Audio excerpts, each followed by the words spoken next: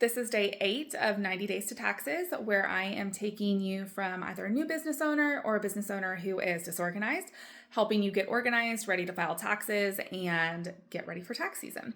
Today, we talked about what expenses can you write off and what can't you write off. So, what exactly is a tax write-off when it comes to businesses? And the Internal Revenue Code tells us that ordinary and necessary business expenses can be written off on a business tax return unless it is specifically disallowed in the Internal Revenue Code. So what does that mean?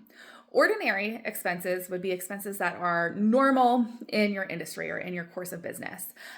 Necessary is going to be, do you need to spend that in order to make the revenue that you're making?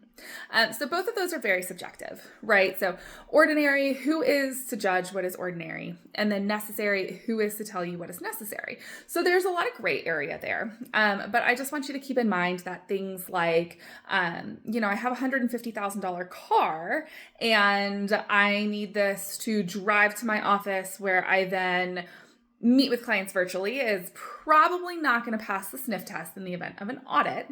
But something like, I have to have this luxury car in order to have this luxury transportation service where people pay a premium because they're able to ride in these expensive vehicles. And I am making the revenue to support that. Like I'm actually able to sell those services. I'm making the revenue. That is going to be something that we would more easily be able to defend in an audit. So context matters, right? Ordinary and necessary isn't going to be the same for every single business, and that's okay. Now, what can you specifically not write off?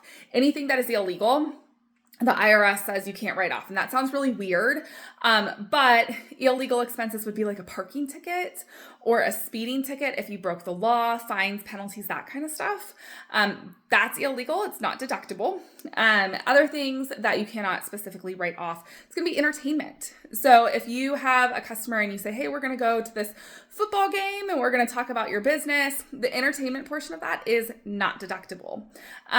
If you are in the business of providing entertainment or helping to plan things like parties, that's a little bit different. So the entertainment that you are paying for as part of fulfilling a service would be considered separate from that. You just, the entertainment that you can't deduct.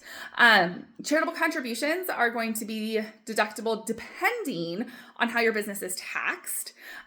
So those potentially are deductible, potentially not. And then we also have other expenses that the IRS just completely disallows. If you want additional information, go ahead and click on the video that is linked for a longer explanation on business expenses.